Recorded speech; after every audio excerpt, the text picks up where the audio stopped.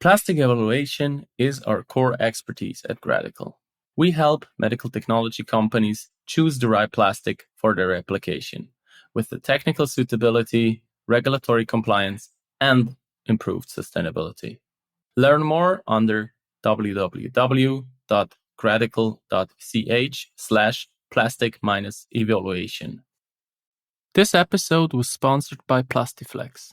www.plastiflex.com.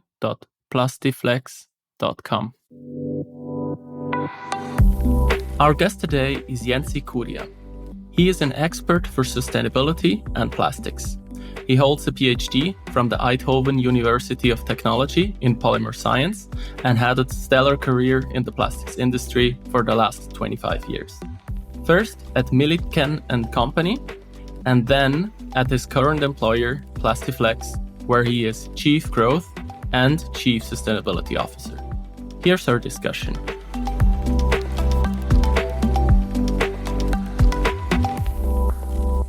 Hi, Jenci, and welcome to the podcast. Hi, Lucas. Thank you for having me.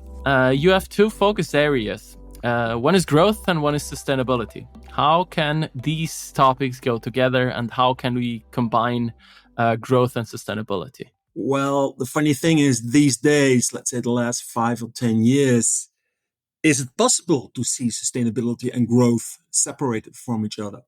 You know, especially in the industrial markets where we typically have relatively high emissions of greenhouse gases, for instance, and we grow our businesses, we typically increase our emissions.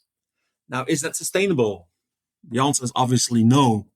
So these days, I think you have to incorporate sustainability and growth, not only from an environmental perspective, but also from an economic perspective. I think that's very important to combine those two. Okay. So why do you think that from an economic perspective, sustainability is key? Well, again, we as a company do quite a number of acquisitions. And we do only acquisitions where we can grow our quality of earnings. So if you, from an economic perspective, are growing, it has to be, with positive quality of earnings. So that means also sustainable growth. Mm-hmm. So yes, you can buy, for instance, a company and then quickly grow your revenue. But if it is a older business model that you acquired or older products, then probably, it will not contribute to your growth over the longer term. Yeah. So you're using the word sustainability as it was meant when it was invented. So there's like 3 pillars of sustainability. One is the economics, one is the ecology, and the third one is the social aspects. And because I really like that you're using the word in this way, because it's really meant this way. Because nowadays, what I usually hear when I hear sustainability, or what they mean, is actually ecology or better for the environment. Because sustainability combines economic growth and it combines environmental protection, and it also means the social contract. Yes, that's correct. Okay. So, what kind of sustainable plastics do you see on the market? And how do you view them? How viable are they? Are they in terms of these 3 aspects of sustainability? That again shows how difficult it is, because people use either of the 3 definitions in a way that suits them. I don't want to throw in the word greenwashing immediately, but it is really, if you purely look at the value chain, so coming from a fossil base source, feedstock, to a resin, let's not look at the conversion of the resin yet into viable products. There, obviously, you see already some sustainable resins coming, either being sugarcane based, where, the ethylene is made out of sugarcane, or they add certain bio-based oils to the refinery process. And then via mass balancing, they're going to say our product is more sustainable. There already we see a little bit of a shift from, a complete green feedstock, which one could consider as sustainable, as long as it doesn't interfere with food supply. That's, this whole palm oil thing, is a real big thing because, it takes a lot of land where you normally can grow food. So for us, at one side, we look at sustainable plastics, are they manufactured with green electricity, for instance? That's an easy one these days. Yeah, because a lot of these large facilities use wind energy or solar energy, or they have some type of regaining energy from the big industrial area they are on. If I purely look from a sustainable plastics, and then I'm going a little bit towards the bioplastics, so really polyesters, those type of things which are based on bio-based feedstocks, those are not always sustainable because they are not completely biodegradable under normal conditions.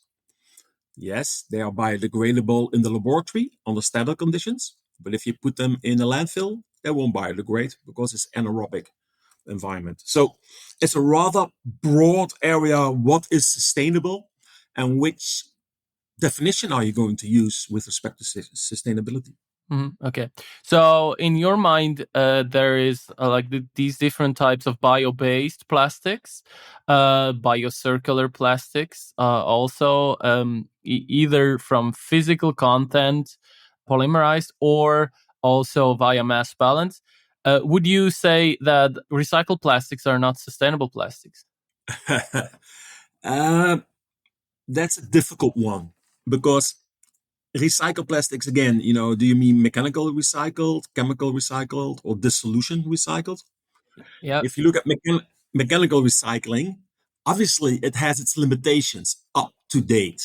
I mean, there are a lot of developments, but I only see it as a circular product if you really close the circle so that you end up with a resin of near virgin quality. If you're not, it's not really circular. You're really downcycling the products. And that's a big issue we have as an industry. Yeah.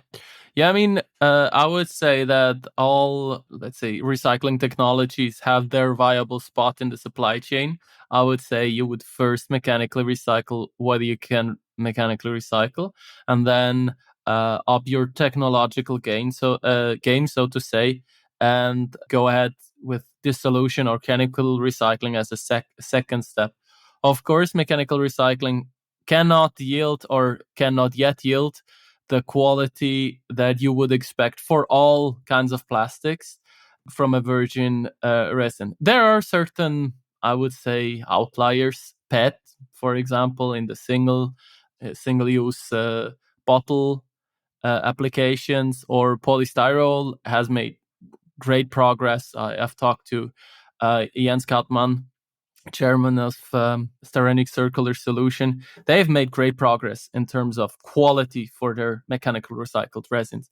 But for like the vast majority, like polypropylene, polyethylene, also for the technical polymers, high performance polymers, there are no like virgin like solutions that you can use from PCR sources for your, let's say, medical device to manufacture medical devices, because we are having a focus on the, let's say, medical applications. How do you view that, let's say, bio or recycled plastics in medical?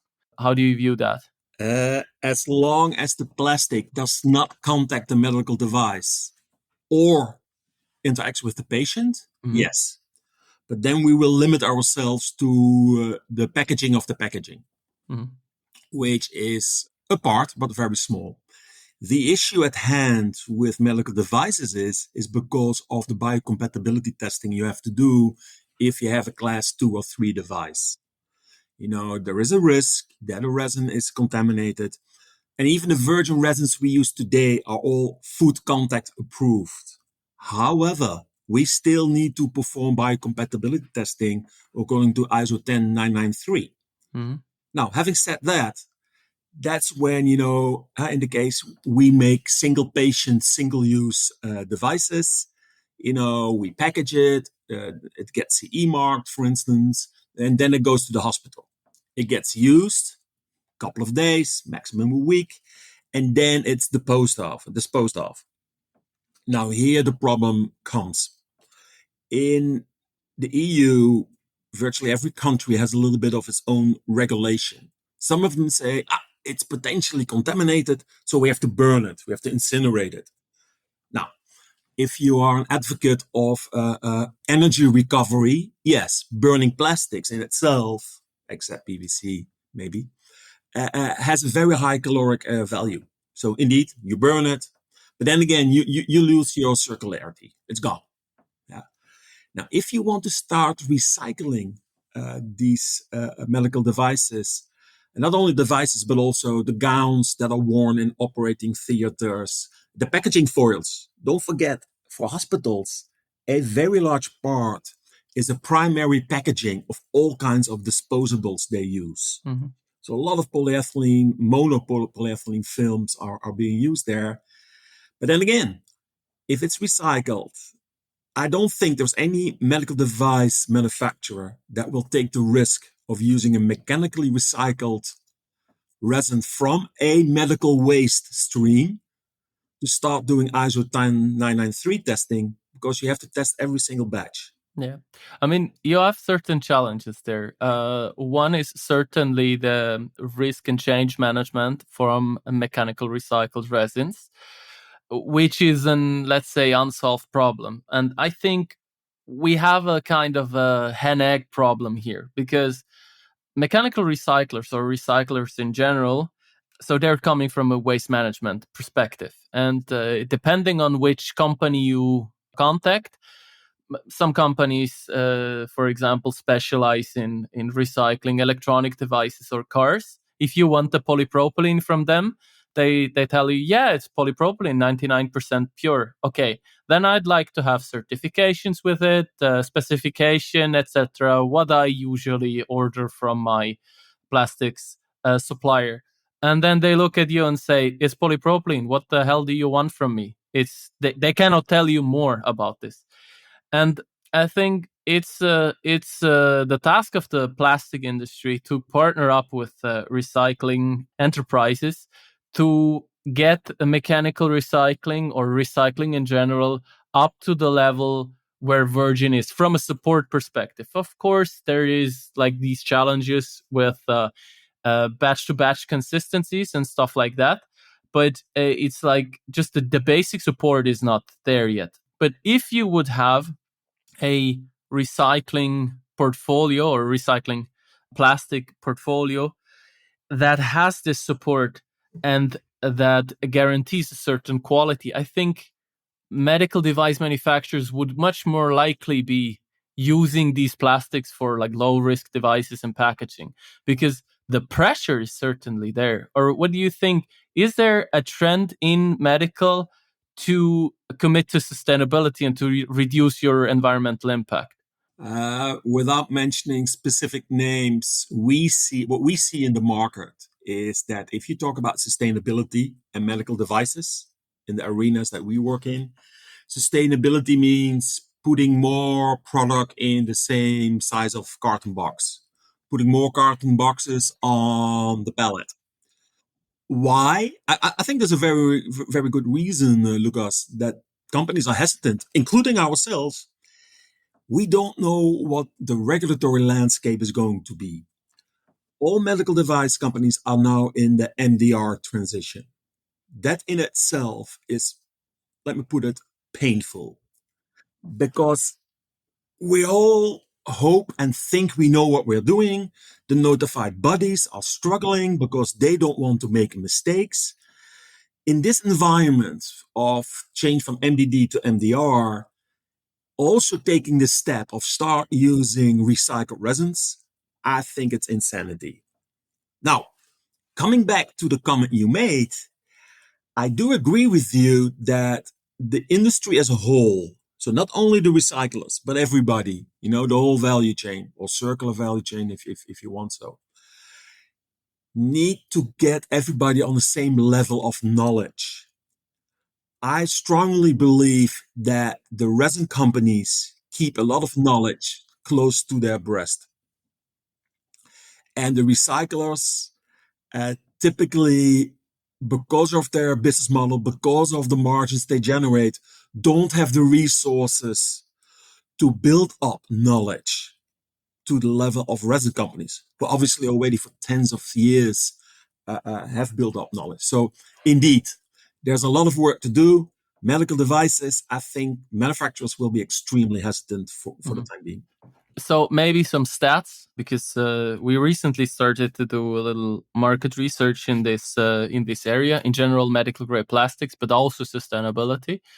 If you look at the biggest companies in the medical technology space, take the 100 biggest, all the big names that you might think of, and then you go through that list and see who has committed to science-based target initiative, which is a good marker of how serious do you take climate action and your CO2 footprint. And then you have 39 companies. It's like a little more than a third of the companies have committed to that. But if you sum up all the revenue, turnover, it gets to 50% of the market. So 50% of the market is already like voluntarily reducing its CO2 footprint. And you and I know that a typical medical device company has 90% in scope 3. Scope 1, scope 2, you can reduce with your like electric cars and put the solar onto your roof, but it's not like the big portion. The big portion is your supply chain, the materials that you're using. So if you really want to reduce your CO2 footprint, you have to go to your supply chain and reduce that. And you have to, at some point, touch your materials. If you really are committed to that, and if this is not just like a marketing gag for you, and you just tell them what they want to hear. So this is one thing. And then the second thing is, I think the resin producers, I mean, they have their other vested interests, because it's actually pretty difficult to mechanically recycle on an industrial scale, on the scale that they like to produce plastics in the 100,000 tons, let's say, order of magnitude. And therefore, they usually pivot to the mass balance scheme, because they can integrate that into their existing supply chain. And I understand them, because you have a lot of investments, a lot of plants that you already have, and you want to continue using them with a more sustainable feedstock. So maybe the question is, how do you view mass balance as a solution for medical device? Well, Lucas, that's a good question. If the mass balancing comes from a bio-based feedstock perspective, whether it's being the sugarcane one or some oils or whatever you put in your cracker and you make your ethylene or propylene out of it, there I don't see a problem, because ethylene will be ethylene and propylene will be propylene. And then you polymerize it into whatever you want. If it is mass balancing related to, I have virgin resin and I add a clean stream of, for instance, post-industrial recycled material, then big red flags show up for me if you talk about medical device, the use of those resins in medical devices. Because again, I don't know the consistency of the stream of that post-industrial resin. So assuming, and this is a big assumption, that you have a steady stream of the PIR, then you could do your biocom testing. But we all know those, and you already pointed that out, they are not consistent, these streams, with respect to quality and composition. And that's where the big problem lies, in my view, using it in a medical device. Because now, because something changes, I have to do new biocom testing. Yes. And in our case, that amounts to around 80,000 euros per resin. Yeah. I mean, certainly. So you might elaborate a little more on how you see the challenges in improving the sustainability in the medical sector with plastics, and you might also elaborate a little on what your company Plastiflex is doing, and how you will tackle these challenges in the future. Yeah. So if you look at specifically medical devices, specifically for Plastiflex, to be honest, maybe medical devices is one of the few areas we need to continue to use virgin resin because it's about saving lives. It's not drinking a bottle of Coke or sparkling water. It's life support in our case. Quite a number of our products are used in intensive care units. So that's point number one. Point number two, why virgin resins is the absolute amount or the weight of product we make is relatively low. It's very thin-walled product. Our non-healthcare part of the company, the weight of the products is much higher, and so forth. So the absolute amount of resin is less that we use. Now, the biggest issue lies in the fact that they are single-use, single-patient. So what I hear is that people say, you know what we're going to do? We're going to clean these devices and going to use it multiple times. And here's the biggest pitfall.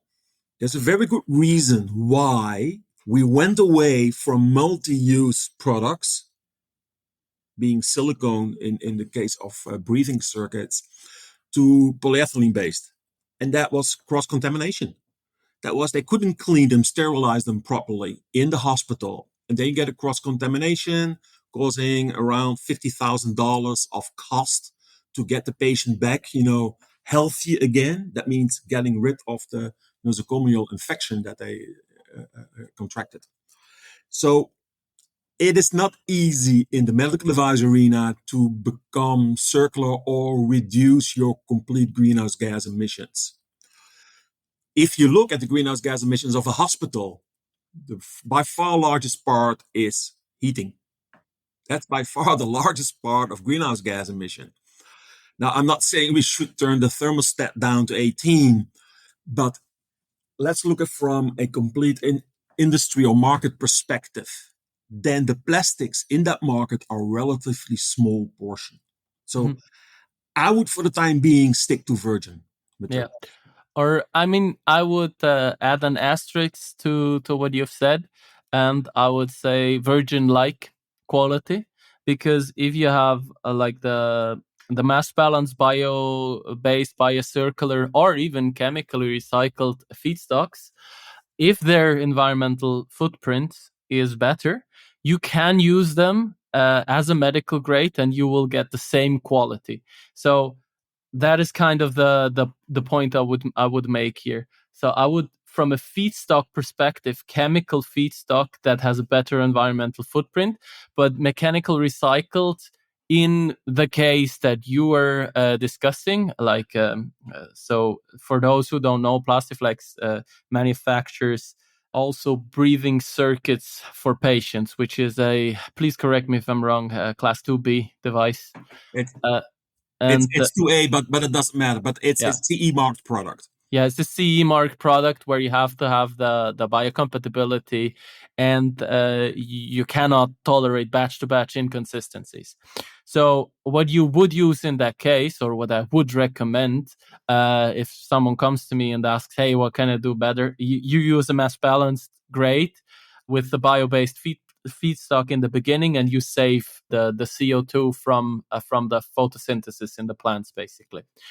What is also very interesting, I have two thoughts that come to mind. So one is the generation 3 bio-based feedstock. So everything that goes into genetically modified bacteria, something like that, that can convert sunlight and CO2 into usable chemical feedstock.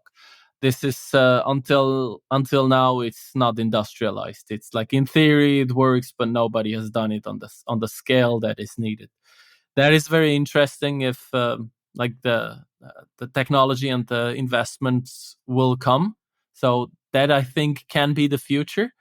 And the second thing is, we talked about recycling the potentially contaminated medical waste. And what you would do there is you would need to basically sterilize the thing in order to recycle it. So most jurisdictions force you to basically sterilize the thing, the waste, before you can recycle that. And there you just have it's basic math, it's basic life cycle assessment. Can I sterilize it with as low an energy that I really have an environmental benefit afterwards, or is burning actually better? I don't know if you have any insights on these two points that I made: generation 3 feedstock from bio-based and recycling of medical waste.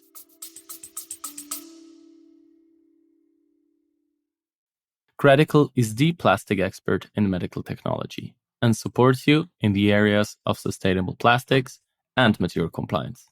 Our course, Sustainable Plastics and Medical Technology, will bring your development team up to date with the latest developments in sustainable plastics. In addition, we offer the course Regulatory Aspects of Plastic Selection at the CATS and the SKZ, which provides guidance through the maze of regulations when selecting materials. More under www.credical.ch. Yeah, to the first one, the generation or third generation feedstock. Obviously, if you use either sugarcane or genetically modified organisms to make certain precursors of monomers, uh, why not? You know, there's no issue with that whatsoever. And again, I look now mainly to the polyethylenes and polypropylenes of the world, yeah, for the time being. So if you can make ethylene or propylene, no problem. If you then use a mass balance to say, look, that's fine, because in itself the carbon atom is a carbon atom. Yeah. Coming to the second point you made about these sterilization operations, I've been talking to a company here north of Amsterdam in Velzen, a company called Blue for Green. And they now in the Netherlands are collecting the yellow colored waste containers from hospitals. They use, and maybe I'm making some advertising now, they're using 2 EcoSteril lines. And EcoSteril is a company from the south of Belgium, Mons. And what they first do, big shredder, shred everything in a closed system, shred everything, put it through a microwave disinfector. And then after that, they have a, let's call it conventional mechanical recycling runway where, they can take out the PVC by a flotation. They can take the metals out of flotation, and they can do the first rough selection, of different resins. So in this case, this company actually, went through all the regulatory clearances that it needed to be able to do this. And he is a case down. He's really making good progress, in start recycling a plastic medical waste by first sterilizing it, so decontaminating it. So I think that's a good viable solution. EcoSteril claims they have locked 6 kill during the process. So of every million bacteria, only one is left over. So that's probably below the detection limit of the method they have used. Yeah. There's a sterility assurance level of basically 10 to the minus 6. That's also what's standard in sterilizing for medical device. Yeah. So 1 in a million can be unsterile. That's basically how this goes. Yeah. So that's to the, let's say, technical part. Thank you very much for your insights. But let's talk a bit about you and your fascination for plastics. You a long time ago, I think, I did a PhD in Polymer Science.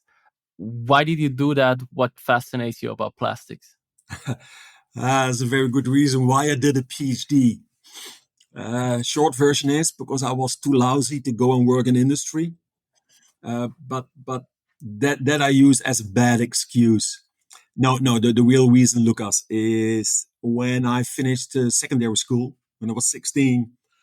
I had to choose, what I wanted to become when I was a grown man. And hell, I didn't know. So I started working at the education for laboratory technician.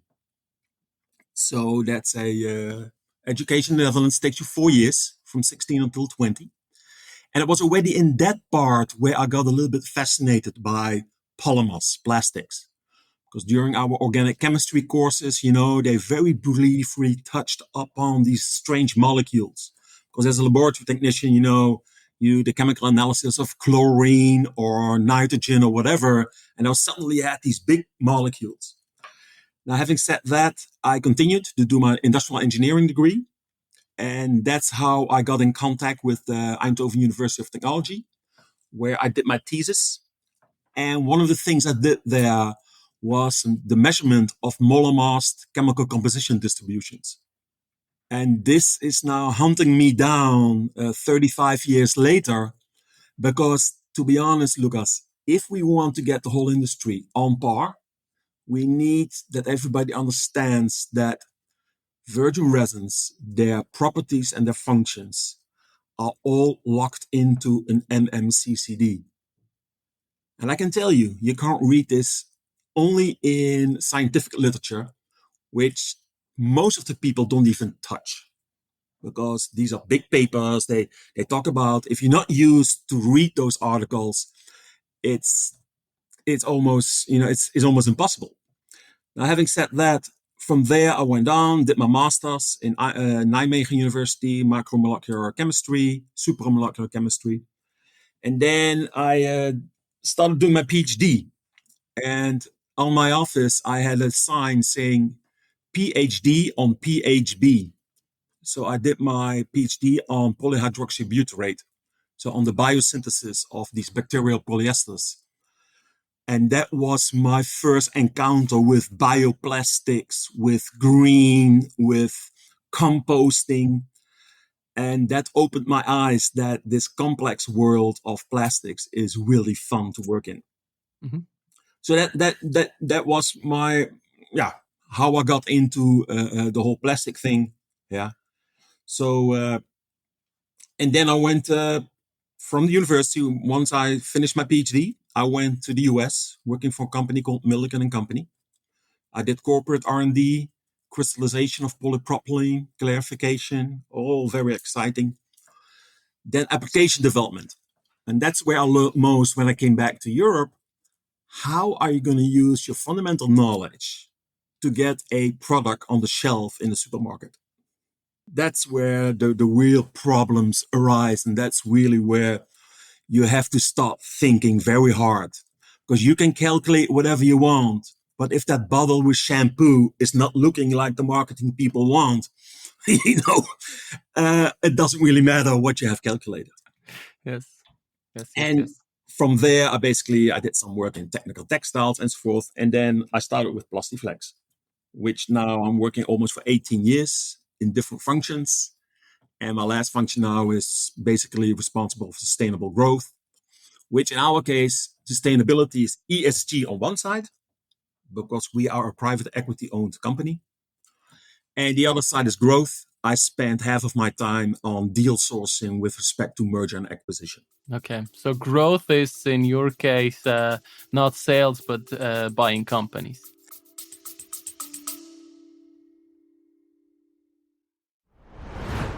Do you enjoy the podcast? Then subscribe and rate it on your platform. And join the discussion on LinkedIn. Your feedback and comments help us improve the podcast and bring relevant topics to you. Let's form a better world with plastics.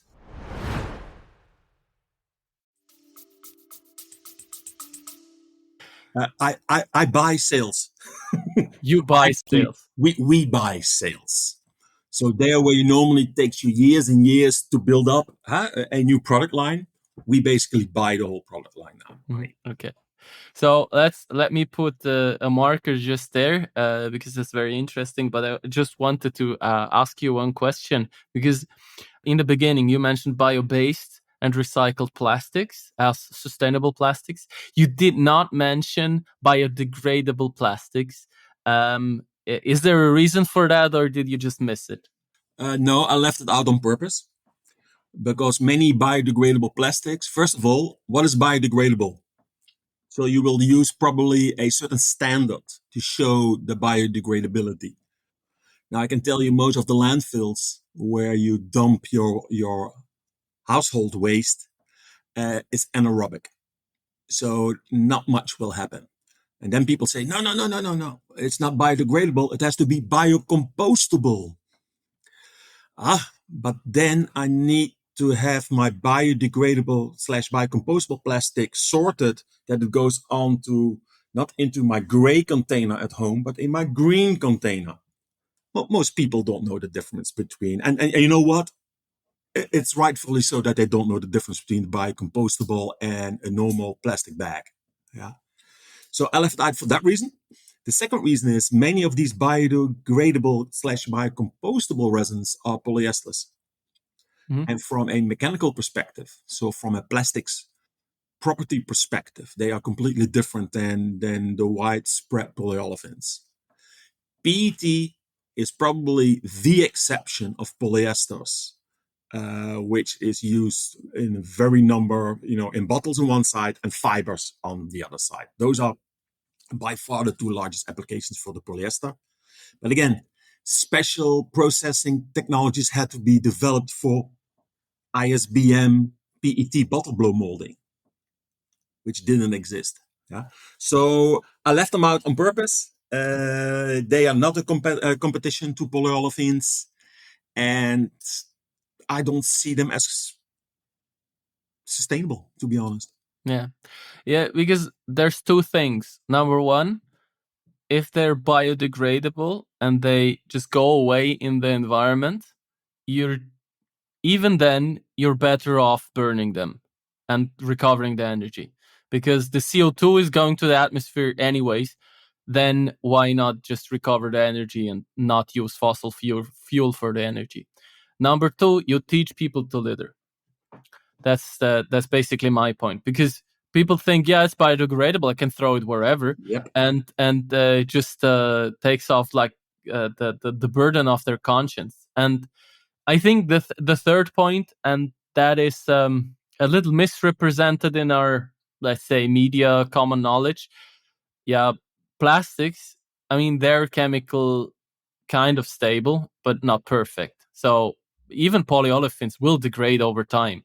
Like if you put them in the ocean and hammer them with UV and lots of salt, they will go away. So at some point they go away. I'm not saying that you should put plastic in the ocean, but it's a myth that they're there forever. It's otherwise we wouldn't have the stabilizer market that is multi-billion dollar market for stabilizing our plastic. Maybe some inputs to that. First of all, the litter issue, you can blame Exxon and Sabic and all these guys for the plastic litter in the ocean and so forth. But first of all, how did that got there in the first place? And you already mentioned it. It's humans. And the point you're making, hey, it's biodegradable, environment will clean it up. It will not create the right behavior with humans. And believe me, humans are very stubborn creatures. Yes. They have habits, and that's very difficult. So from that perspective, indeed, something that a lot of people do not consider is what you have pointed out is additivation. The whole plastic industry, without using additives, either for UV or for thermal resistance or color or nucleation, whatever you want to call it, the large public just doesn't understand. And by the way, don't need to understand that this plastic industry cannot exist without all these additives. And I've worked for 9 years in this arena. And it's really fine tuning, additive packages that your product does what it needs to do for the lifetime it's being used. Mm. Now, one of the biggest issues, obviously, we have is just our behavior. I mean, that's really the biggest. Why would I buy half a liter of Coca-Cola bottle if a 2-liter bottle also will do? It's called convenience. Yeah, sure. I mean, I think the two measures that have proven most effectively is number one, fines, and number two is deposits. I think those two work the best in combating litter. Yeah, I think that's what scientifically is proving the most effective. And yeah, I think also the plastic industry has done a very poor PR job in communicating what value plastic bring to our lives, and because plastic is seen as completely like valueless. It's like cheap plastic is like a plastic is synonym for basically cheap, and but we have made it extremely affordable, and it's technologically extremely advanced, and it we are able to throw it away. If you are thinking about that, nobody is not recycling gold. Yeah, that was a double negative, but gold will always be recycled. Platinum will always be recycled because it's so valuable. And then at some point, when the materials get very cheap, it's actually more economic to dispose of them. And plastic is kind of in that area. And therefore, it's also very challenging to make recycling economically viable because they're like scraping at the 0% margin, because it's extremely cheap to dispose of plastics, and it's plastic is a very cheap material, and therefore it's not as economically viable to recycle it. Yeah. but Lucas, can we then include in your argument that from a sustainable perspective, on a social level, Yes. the pricing of virgin resin should include the social cost? Of course. So carbon dioxide equivalent pricing on top of it, because that's a social cost which is not limited to the boundaries of a country. Yeah. You I know, think I think carbon pricing is probably the best solution to the environmental problem that we have. It's like these I'm a little mean towers of Babel that the EU is building with all these Green Deal regulations that no one can understand. It's like the best solution to it would be calculate the carbon footprint and put a price tag on it and leave everything else to just let everything else be as it is, because then everything has been priced in, and then you can just decide on economics and do the cheapest product because the environmental price is just factored in then. However, I think it's going in another direction, and I think it's not the right solution. I think carbon pricing is probably the best solution. What do you think about that? So, as a last technical question. yeah, indeed. I mean, again, I can give you an example of a company, a customer of ours, not in the medical arena, and they are very much focused on ESG. Of course, they are stock market listed, Mm-hmm. and in discussions with them, they continue to compare us because we manufacture their products in the EU, and they continuously tell us that they can get it cheaper in China, and we're talking about a 2 or 3% price difference. Yeah. And every time when we ask them, okay, ESG wise, if you look at your greenhouse gas emissions, I can tell you the sustainability people tell you a different story than the purchasing people. So we were just talking about consumers who have to change their behavior, not littering. I think also companies have to think about, okay, what is the total cost? And obviously they will always tell you we have done that calculation, but we still go for the 2% lower price. That's where carbon pricing will help to say, look, within Plastiflex, we call it regional self-sufficiency. We are now organizing our whole company in such a way that we will not be shipping product from one region to the other anymore.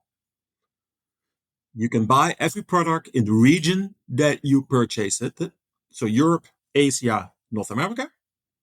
but we will not sending containers up and down the world just because out of convenience.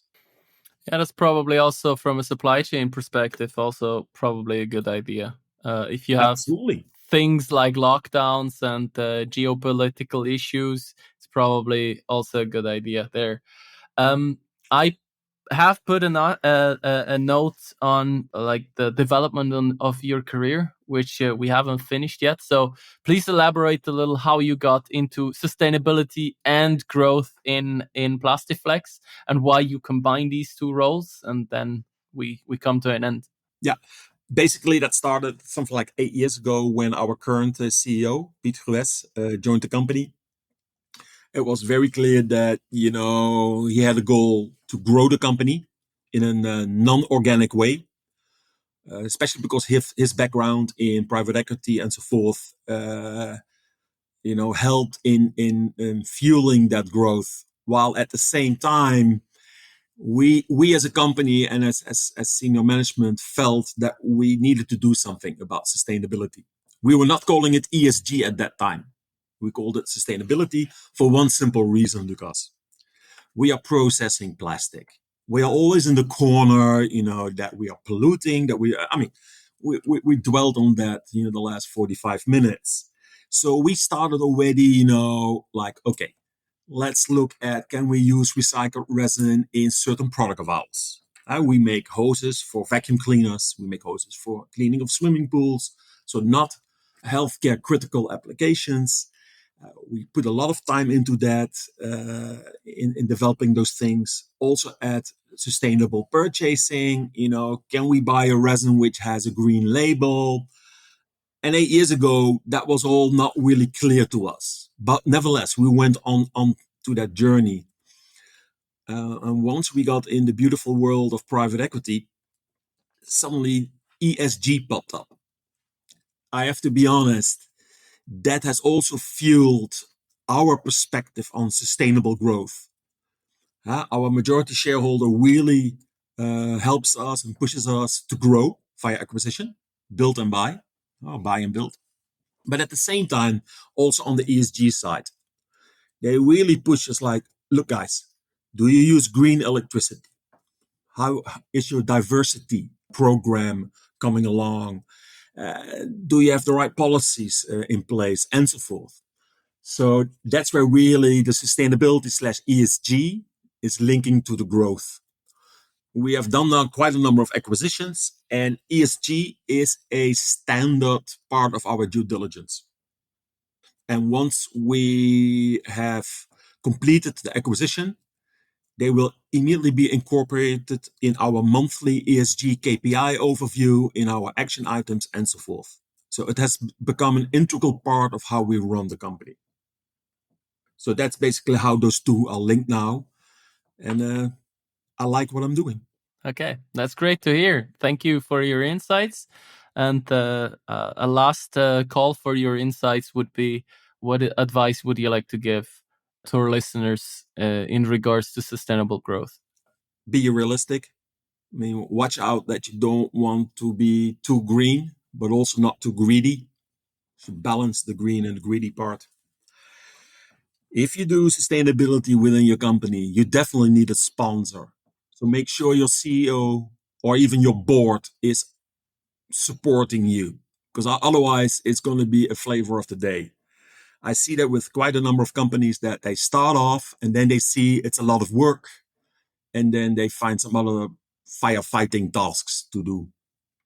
But the most important thing is, if you do sustainability and then growth, maybe with a small letter G, do it.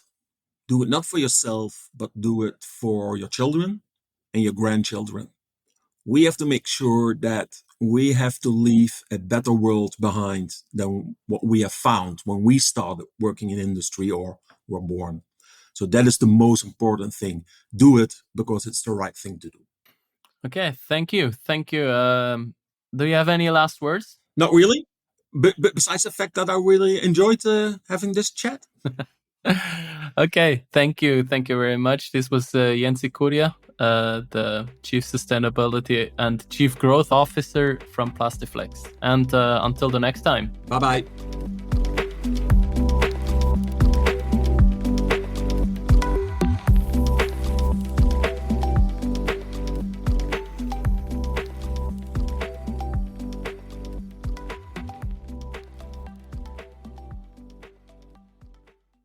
Still looking for more in regards to plastics and medical technology?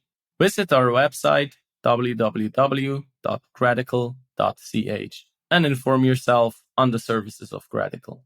You can also check out our market report on medical grade plastics on www.medicalgradeplastics.de.